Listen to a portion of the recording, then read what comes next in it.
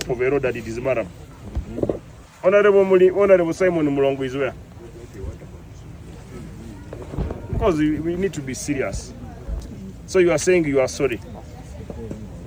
Tell the people who are here, the members of parliament, you apologize to your members of parliament and the taxpayers. We can't.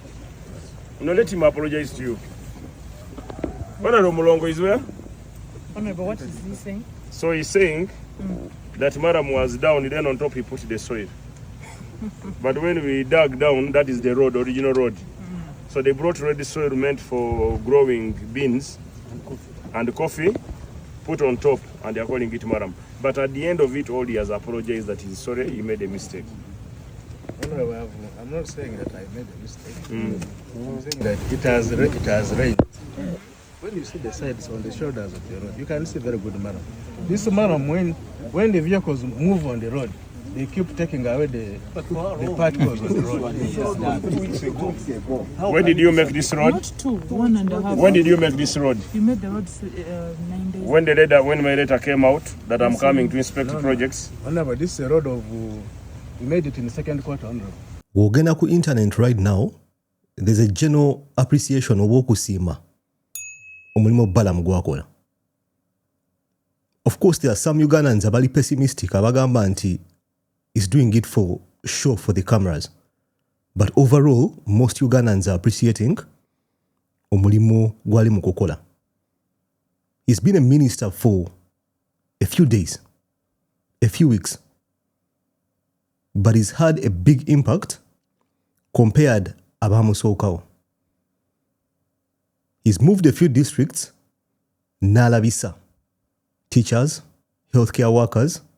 Right now, muka video kenkuzanyidde ba engineer b'enguudo ng'omusajja akugamba nti yateekawo Maram buli emmotoka weeyitawo nga Maram avaawo.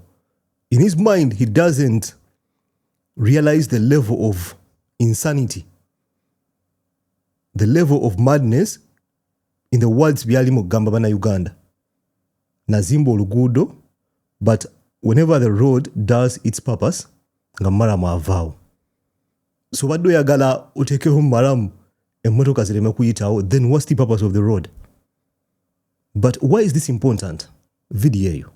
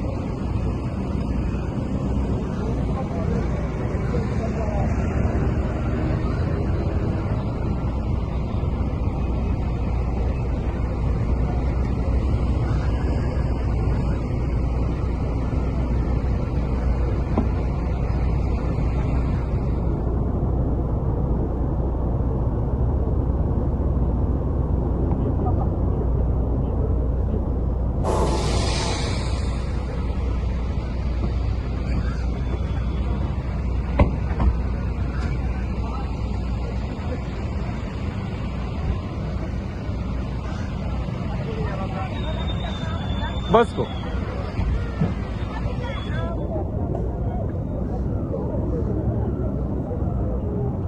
I'm sure right now wobo ndaba you're confused.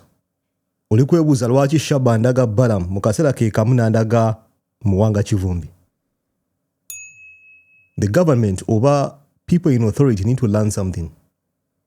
Nga ntandika video nkugambe nti there is a general consensus or general appreciation of the kind of work Balaam is doing. Ugandans don't ask for much. If you're willing to deliver, nga ebintu Balaam byakola, one man alone akoze emirimu in a few days, geno kwe research, go on those videos, on those posts, on those forums where people are discussing about the work. People are appreciating omulimu gwali mukola. So imagine if you put this on a scale. Nga you have just 10 Balaams. You have just 5 Balaams. Nga bali kola omulimu gwe balina okukola.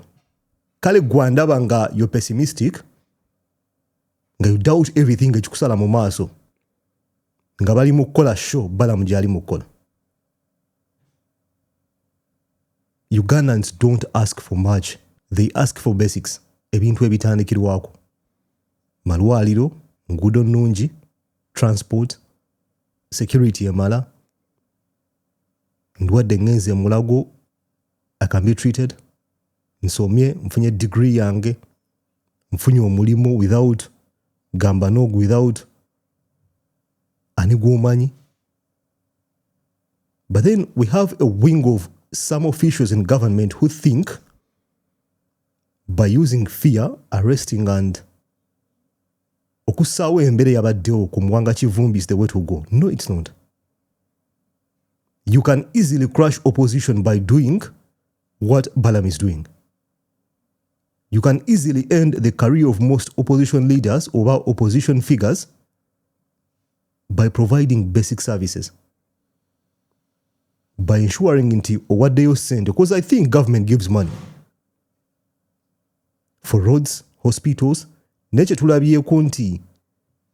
There are certain characters in Uganda who are against development.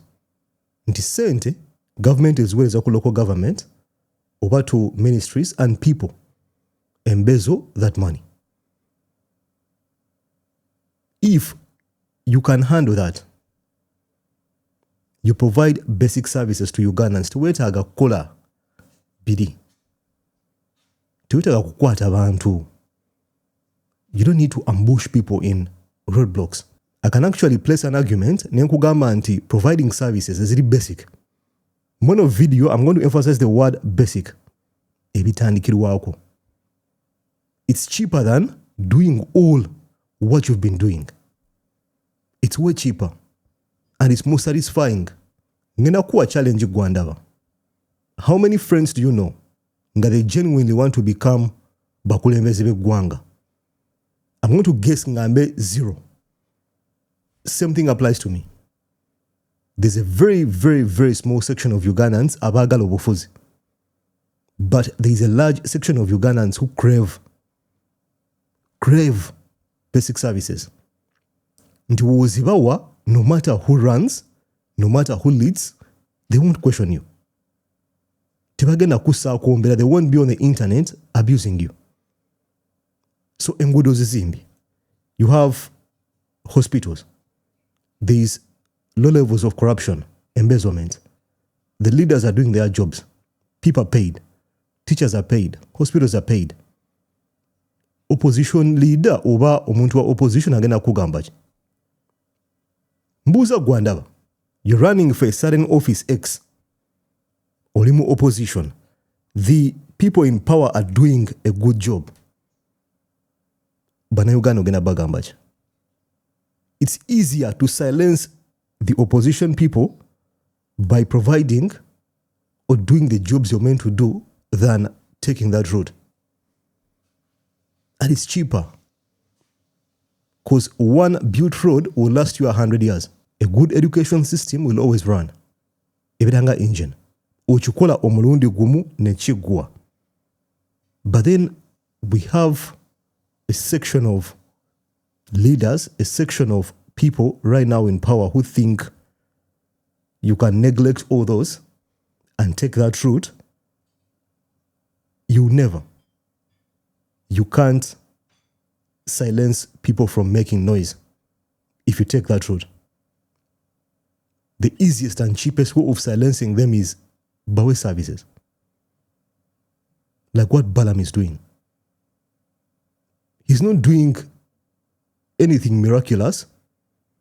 He's not working on a big budget, but akulaga anti ku ground something is wrong. Yes, the system is bad. Naye akulaga anti we have individuals who again damage the system more. Imagine we had 10 people doing what Balam is doing. No matter how you frame it, oba show, oba chi, oba is genuinely working, imagine you had 10 of those. In healthcare, in ICT, in education, in transport and works. The Minister of Transport and Works, Akolo Mulimo Mulungi, by the way, I was so impressed. him and Balam are doing an amazing job. Imagine they were doing what they are meant to do. Nga MPU tatula mu parliament kulya sente. Nga minister uta signing obata waiting for paychecks. Nga they're genuinely doing what they are meant to do. Where would Uganda be? Imagine the scale of development we are capable of. Uganda is not a poor country. It's not. And every day we get proof of that. We just have individuals with poor mindsets. We just have individuals who are against the development of the country. You saw healthcare workers about creating ghost employees. Nga daily they are signing rotas, video kuchano kweli. Right now you're seeing an engineer yazimba olutindo. Ngena kusanyira ka video kagena kushokinga. Ngena kusaba kawo obudde okalabe. You're going to be amazed by the poor mindset of Ugandans. I want the town engineer to be arrested, the town clerk to be arrested today. And I also want the persons who cleared the internal auditor, who cleared the payment to be arrested, and the contractor to be arrested. We cannot lose money of government of Uganda money like this. But you call it a million every time. Ne enyanja way ita so about the bridge. But so wakalo. Adam for chocolate maramu, but it's soil, the black soil. Itakali yomu nimiro. Never you are wonga maram. Kati baba iso kujja anti minister jja ne baleta bitrakta bakole mangu. Bakoze kiro. Naye wadde bakoze kiro tekibataasa bagenda bakwata.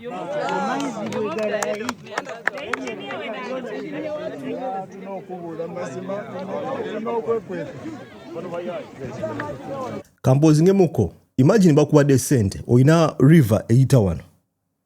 Oyina okuzimbawo bridge. Kyebakola baga ne bazimba bridge Watai river.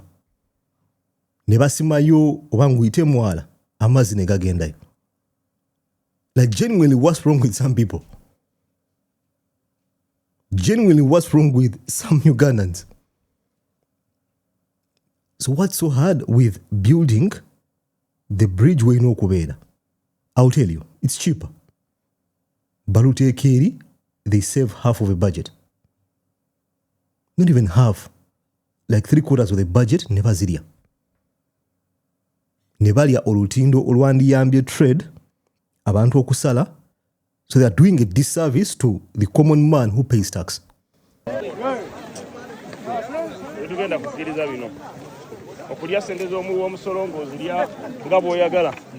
Ne bakuwa milioni 5 n'oleeta ettaka n'oliwa mu kkubo ettaka erya black.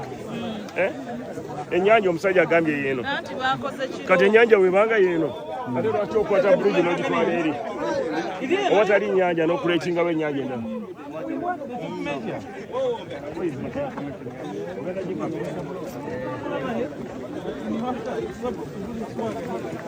Honorable obubbi obulabye. Bubbi mbulabye. Bantu gye bali abatayagala nsi yaabwe. Yabirese kiro. Ng'ategedde nti ojja. Zanti abakyala be bambulira nti olutuuka nga nnoonya akagulu ku k'abakyala. Ne bakuwa olugambo olutuufu. Olaba ettaka ery'ennimiro bwe balikozesa. Bangambye babirese kiro ate beebasobodde babaleekaanira ekiro kyonna. The last 2 nights they came here to fix it, but they put a bridge in a longer location. The stream is the other side. They put a bridge where it is easier to put. In the middle of panic, nga bategedde nti minister ajja. I think waliwo yabakubidde n'abagamba why batugambye balamwa jinja. They come in the night, ndoza boss nga taliwo yabagambye mugende muteekewo olutindo. Ne bakwata sport enkyamu ne bayiwamu ettaka. Make it make sense. Ne bakwata sport enkyamu ne bayiwamu ettaka. It's what you're witnessing right now. And they were paid. They were given money. They panicked. Omanyi waliwo saying egamba nti Katonda tali amandazi. You're witnessing it right now. They gave you money to wakola mulimo out of panic oyagala kukola a project ey'emyaka 2 in one night wakutte ettaka noyiteka mu sport enkyamu. That's Uganda for you. And now they are opening channels for water to flow. So this is recent work that is just being 2 days ago, but what I want to ask the town clerk who authorized the payment, 100% payment to the contractor. Ebyembi bisekerwa. Mulimu ebintu nga alaba yaswala. Such a scenario. Sene bazimuwadde payment, full payment. He's not built the road, the bridge, as he did. And this affects the system the more. Already, Rikuma VV, people are stealing money from all levels. Ministries, local government. So how do you expect people not to be angry? How do you expect people not to use languages? Is it unpleasant? Abantu bali angry because of ebintu nga bino. But that anger can easily be taken away if you give them the basics. Ebitandikirwako, these are simple things that the government can do. We are already establishing the fact that sente weziri. Uganda is a wealthy country. We have a problem of corruption and the way the money trickles from up to bottom. Buli omu akubako oluseke. Buli omu aliyako. So in the long run, zero roads, zero development, zero hospitals. People are frustrated. They create ghost workers. This should be an example until this happens everywhere. Even worse. Maybe bano bagezezzaako n'okuyiwamu ettaka, but there is a place out there nga n'ettaka tebaliyiwamu. Nga they purely ate the money for the bridge. Zero bridge, economic activity in the region goes down. People can't move around. If transport is compromised, tulina ngeri gy'otambulamu. Kyanaku nnyo okulaba. But now we are focused on kwatono. It doesn't work. Ojja kwatono, some other person will fill that gap. Buli okwata omuntu omu, 2 people will arise. Okwata ababiri abo, 4 arise. The solution is simple and cheap. Silence them by doing what they are saying they will do. Nja kuzimba enguudo, build them. Nja kuzimba amalwaliro, gazimbe. Tulabe enkya kyagenda okugamba abantu. Tulabe engeri gyagenda okampainingamu. Manifesto oba ogikubye. If you provide basics, you're putting a full stop to whatever the opposition in Uganda tells people. Kino nkigamba. Oba obasilensinze, finito, obamazeewo. Proper roads, hospitals, education system, bagenda kugamba ki? Ne buli wogamba nti ayogedde mu jail, you create 2 more people. You take those 2, you make 4. The numbers will always keep on multiplying. Because the frustration doesn't go away. People are lacking basics. Banyivu, that's how psychology works. It's a pyramid, Maslow's hierarchy of needs. Buli omuntu abanga talina basics. The worries are more, the frustrations are more. They don't have anything to lose. Nga we nagamba, it's dangerous nnyo to deal with anyone who doesn't have anything to lose. Ajagenda ku internet, avume. Talking about the internet, UCC. Yavuddeyo newoninga bakojja ne basenga. Abajja ku internet, TikTok, ne bakozesa ebigambo ebinene biti. Watch. Waliwo bannaffe ensangi zino abagufudde omuze okumokkola agagambo agatayisibwa mu kamwa, ebigambo by'ensonyi ddala ku mitimbagano kuno. Bangi beekweka mu kweyita bakojja n'okweyita basenga. Abamu babikola nga beekolera katale bannaffe abo abatunda emibiri gyabwe. Ebintu ebyo nno bye mukola ku mitimbagano njala obategeeza mumenya amateeka. Nja kutandikira ddala ku mmwe abeeyita bakojja n'abeeyita basenga nga mukimanyidde ddala nti ne mu buwangwa bakojja ne basenga ebintu ebyo tebaabikolanga oba tebaabyogeranga mu lujjudde nga mwe bwemukola ku mitimbagano. Mu kifudde kya busuubuzi, yes, abamukolamu ne ssente, ekyo si kirinaako mutawaana. Kyenendako mutawaana kwe kubiteeka ku mitimbagano. Okubiteeka mu mitimbagano muba mugenze mu lujjudde. Ebyo ebintu si bya mu lujjudde. Namwe mukimanyi bulungi. Mwe abeeyita basenga, abeeyita bakojja. Ebintu ebyo yinza okudda mu lujja lwo n'obyasanguza nga bw'obyasanguza eyo gye mbeera ali n'obiteeka ku mitimbagano. Ensi n'ensi yonna kweri abaana kwe basobola okuba n'obiteekako olaba gwe oba okoze kituufu. Obviously mukimanyi kye mukola si kituufu. Weekanga temukimanyi. N'obutaba kituufu oba kituufu, this is not only immoral, it's not only unethical, but it's illegal. Kimenya mateeka. Era mumanye nti nno tubagoberera abamu tugenda kubawandiikira amabaluwa agabayita ku UCC mwewozeeko kubanga ffe tetukugulako misango nga tunnabakuwuliriza kyogamba. Ekindeese wano olwaleero nga ssenkulu w'ekitongole kya UCC kwe kubategeereza ddala mmwe abeeyita basenga, abeeyita bakojja nti kye mukola bwe muba temumanyi nti kimenya mateeka, njagala kimenya amateeka. Ebintu ebyo mulekeraawo obiteeka ku mutimbagano. Ebintu ebyo bye mwogera agagambo ago ge mumukola, ebigambo ebyo si bya mu lujjudde. Ebigambo ebyo bya kyama. Mumanyi nti no mu culture zaffe waliwo ebintu ebikolebwa mu kyama n'ebikolebwa mu lujjudde. Waliwo ebyogerwa mu kyama n'ebyogerwa mu lujjudde. Waliwo by'oyogera nga bituufu naye nga si bya mu lujjudde. N'olwekyo bw'oyogera ebituufu naye nga si bya lujjudde n'obiteeka ku mitimbagano oba omenya amateeka. Okumoggola agagambo, waliwo agagambo agali prohibited content.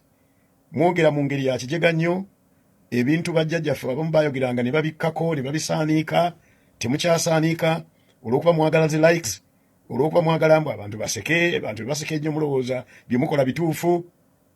Well, nze mbabuulidde nti ku mitimbagano bw'oteekako ekintu ekitalina kubeerako oba omenye mateeka. Era tujja kubanonako. Waliwo munnaffe awo abadde yeegunjulidde ye, ogenda mu maaso, agenda ku mitimbagano okwo n'amukola agagambo, n'ayogera amannya g'abantu nga oyo twamuwandiikidde era tugenda kumuggulako emisango. N'olwekyo mwegendereze ate mwe ba influencers abalina platform zammwe abakyaza abantu abo mwegendereze ddala kubanga abalina license tugenda kuzibajjako. Mukimanya aba online broadcasters abamu betuwadde authorization. Tujja bajjako authorization ezo oba muzikozesa bubi. Oli omuntu najja n'ayogera amannya g'abantu mu studio yo ng'aboogerako ebintu ebitali bituufu n'otamugamba nako nti naye lwaki amannya g'abantu ogogera boogati. Tulabye abalina obuvunaanyizibwa babagambyeko nti toyogera ku mannya g'abantu wano. That is professional. N'olwekyo olwaleero ekindeese ddala mmwe abeeyita bakojja nammwe basenga mwegendereze. Bakojja ne basenga kaweddemu. By the way, your content atambula. Ugandans love ebintu eby'ekisiru. Ugandans love emboozi nga simanyi akola what. Oh guy, I won't say the name naye kyemayi mumumanyi. Mbu style simanya biki. Emboozi yo ku internet etambula. It's bad. Ogenda ku TikTok. Ekiro maze akaseera nga nkyogerako kino. It's become a market. Kafuse katale. Osanga omwana w'obuwala muto, they're good looking, they can work, they can find jobs. Naye nga ali okwo. Mbugenda ku WhatsApp sayo omutwalo. It's craziness. I'm surprised nti UCC ebaleka who has let them operate till now. Ogenda kunga bintu bya buseegu kuwemula simoni yakola bwati n'akola bwati. Madness. Nekikulaga nti society ebyagala. There is demand, therefore the suppliers appear. When the student is ready, the teacher appears.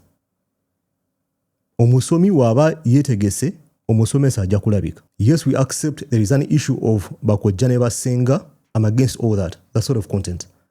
Naye ate kikulaga nti ne society eri degraded to that point. Video ya kojja ne senga etambula okufaako obufi. Tebasaako na kifaananyi abamu baba balina audios. Ninga they are getting hundreds of views. People are watching, they are sharing. Ne bagenda mu comment webale nnyo senga, webale nnyo kojja. It's pure madness. UCC kugambye ebajjira UCC kugambye bajja kuwandiikira. Will they act on this? Tetumanyi. Sometimes bino ebintu bya government they say one thing and do another, but the problem exists. Njagala mpendo woze mu comment section wansaawo ku bintu byenkonyeeko government service provision basics obirowoozaako ki. Mpendo woze mu comment section wansaawo nja kulaba mu video dako. Peace.